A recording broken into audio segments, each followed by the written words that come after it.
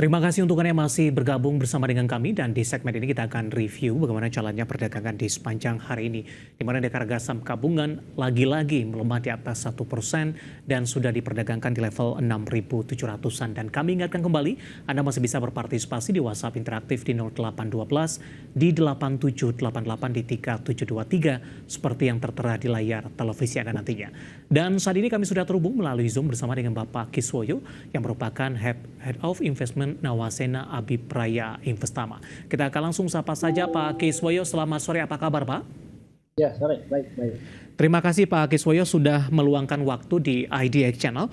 Untuk indeks harga saham gabungan Pak Kiswoyo lagi-lagi hari ini mengalami koreksi yang cukup dalam di atas 1%, sudah diperdagangkan di level 6.700-an. Dan raihan ini juga mencatatkan level terendah baru ini, terutama dari secara year to date Pak Kiswoyo. Bagaimana analisis Anda pelemahan dalam yang terjadi di sepanjang perdagangan hari ini? Kalau bicara jujur ini sangat mengerikan karena level support 6.750 sudah dijebol. Jadi kan saya selalu bilang level psikologis itu di 7.000, bawahnya 6.500, garis tengah 6.750. Dan ini pun sampai saat ini sudah di 6.726. Jadi kalau sampai closing hari ini dan kita libur long weekend kan, Senin libur, Selasa libur, kalau sampai Rabu tidak bisa naik dan closing di atas 6.750, dia akan mengejar ke arah bawah, ke arah 6.500, dan ini sudah sangat-sangat berbahaya. Karena di bawah level 6.500, kategorinya adalah IHSG sudah masuk fase bearish. Ini adalah sesuatu yang harusnya sangat-sangat berbahaya kalau secara teknikal seperti itu. Baik, dalam sepekan terakhir indeks harga saham gabungan sudah mengalami koreksi yang cukup dalam Pak Kiswoyo. Tadi pun dari topik pilihan kita sudah sampaikan beberapa sentimen yang berkembang baik dari sisi domestik maupun internasional. Domestik ada brand beberapa kali mengalami auto reject bawah, kemudian juga ada Morgan Stanley tadi menurunkan peringkat saham jadi menjadi underweight. Kemudian dari Amerika Serikat suku bunga, inflasi, kemudian juga indeks harga produsen. Bagaimana analisis Anda respon dari para pelaku pasar domestik maupun investor asing yang berinvestasi di Indonesia sehingga IHSG mengalami tekanan yang cukup dalam di sepanjang pekan ini? Satu-satunya harapan yang saya bisa lihat adalah benar ada asing menyatakan underweight. Jadi pengalaman saya sepanjang selama di bursa, kalau IHSG ada di level atas, artinya mendekati harga-harga new high atau dekat-dekat dengan harga new high, muncul rekomendasi sell atau overbuy atau kemahalan, itu benar IHSG akan turun. Tapi kalau IHSG sudah turun dalam seperti ini, jauh dari harga new high-nya, dari harga tertinggi sepanjang masanya di saat ini, mendadak mereka mengeluarkan tiket jualan, itu sebetulnya menurut saya agak sedikit aneh. Dan ini adalah anomali, malah saya melihat tanda positif, artinya asing itu sedang menunggu waktu untuk beli, gitu loh. Jadi kalau saya bilang ini bottomnya sebenarnya sudah dekat. Kenapa? Karena nggak mungkin asing dijualan dalam kondisi market panik seperti ini. Karena kita tahu bahwa saham-saham blue chip seperti BRI, BCA, Mandiri, BBNI, Astra, Telkom, itu saham yang di publik, itu lebih dari 75% itu dipegang oleh asing. Kalau mereka ngebuang semua ke market, itu tidak mungkin. Karena paritalnya nggak pernah sanggup menyerap, domestik pun tidak akan sanggup menyerap. Barangnya masih sisa, harganya akan turun dalam. Yang rugi juga mereka. Jadi kalau saya melihat anomalinya adalah ketika harga lagi turun, IHSG lagi turun dalam, harga-harga lagi pada di bawah seperti ini, dan muncul riset sell, itu masa bilang ada secerca harapan. Ibaratnya orang bilang di tengah kegelapan ini kita melihat ada sedikit cahaya di depan, yang menunggu waktu kita menuju ke arah sana gitu. Karena itu saya bilang udah terlalu bawah banget. Tapi kecuali munculnya di atas ya. Kalau kita sudah di dekat-dekat harga tertinggi, muncul riset sell, nah oke lah, itu saya beneran takut. Gitu. Baik, intinya para investor tidak perlu khawatir begitu Pak, tetap berpikiran positif dan memanfaatkan momentum-momentum pelemahan yang terjadi. Begitu Pak Kiswoyo? Betul, jadi kalau memang mau beli saham-saham blue chip atau saham-saham fundamental bagus dengan harga murah, ini momen-momen bagus seperti BRI lagi turun dalam.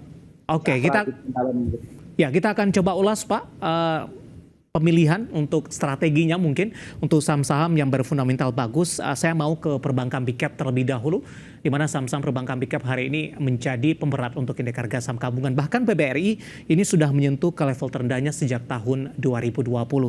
Kita ke BBRI terlebih dahulu Pak Kiswoyo, analisis Anda 4190 melemah di 2,78%. Arahnya akan kemana dan rekomendasinya seperti apa? Posisinya sudah jenuh jual tidak Pak Kiswoyo?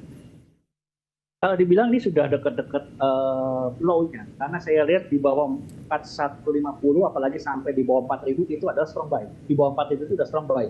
Kita buy and hold itu luar biasa profitnya, karena kita tahu bahwa high-nya dia itu adalah di level 6450. Jadi dari 4000 kalau sampai turun, amit-amit ya, sampai turun di bawah 4000 sampai high sepanjang masa 6450, itu kan peluangnya sudah sekitar 20% dari angka 4000, 50%.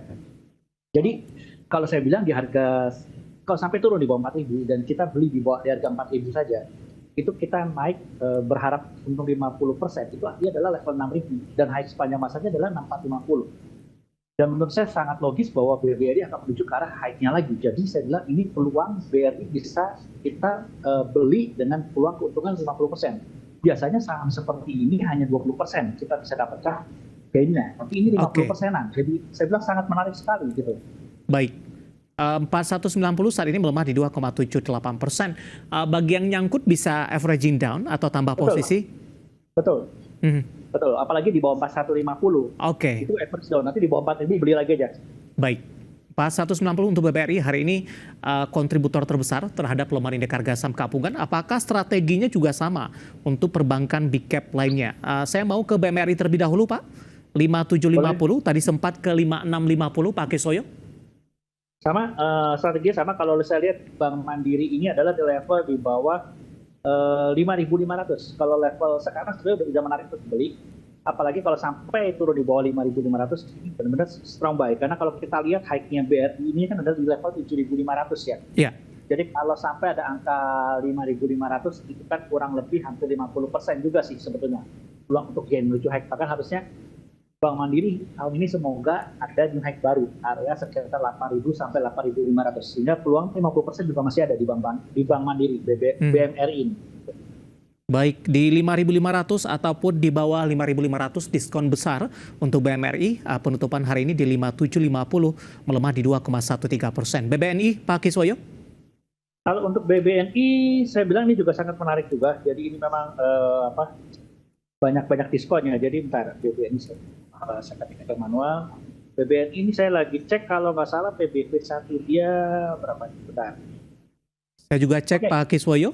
PBV 1-nya kalau nggak salah 1,11 kali, Pak. Yes, ini perbankannya PBV-nya paling murah. Jadi sebetulnya saya bilang, jadi layak beli. Jadi kalau saya lihat grafik ini kalau sampai turun di bawah 4.000 layak untuk dibeli. Tapi harapannya 4250 sudah bisa beli lagi sih. Karena kalau kita lihat high-nya juga, ini sebetulnya kan 6250. Sama, 50% juga ya sebetulnya.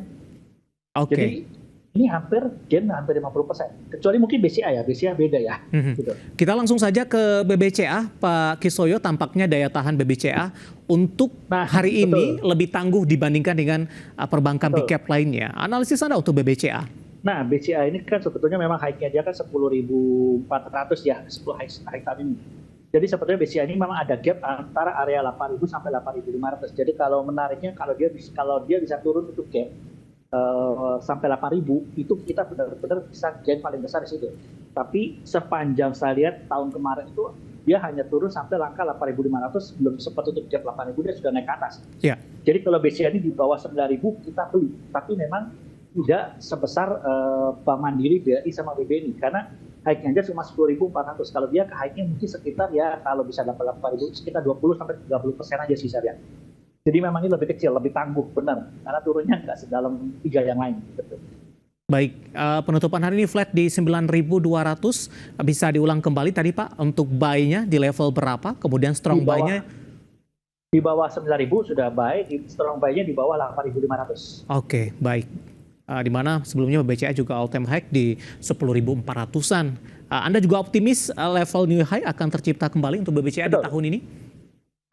Ingat bahwa ini saya selalu katakan BCA ini bank anti cut loss dan bank selalu konsisten dari tahun ke tahun membuat new high. Kalau tahun ini dia tidak bisa bikin new high menembus 10.400, tahun depan itu pasti akan tembus. Karena tahun sebelumnya lebih rendah lagi gitu.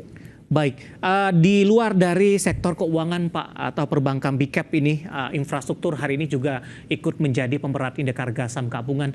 Saya mau ke Telkom, Pak Kiswoyo, hari ini mengalami koreksi yang cukup dalam, 4,23%, sudah di 2720. Tadi sempat ke 2.700-an, Pak. untuk Telkom dan posisi 2.700-an tampaknya level terlemah secara year to date sepertinya dan juga dalam 1 tahun terakhir dan juga dalam 3 tahun terakhir untuk Telkom. Analisis Anda? Betul, ini memang Telkom ini support kuatnya dari level 2.500. Jadi kalau sampai turun di bawah 2.500 ini kita sudah seperti masa-masa corona dulu. Dan ini memang Telkom ini memang kalau dari sisi industri sebetulnya dia memang yang paling sunset ya dibandingkan dengan sektor yang lain. Apalagi ada saingan Starlink. Tapi kayaknya pemerintah akan mereview bagaimana apakah Starlink masih di tingkat operasional apa tidak dan sebagainya.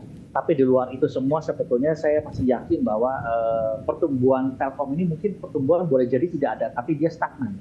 Stagnan pun itu dividennya masih gede saya bilang. Anggap saja dividen sama dengan seperti tahun sebelumnya. Tahun sebelumnya itu kan relatif stabil ya.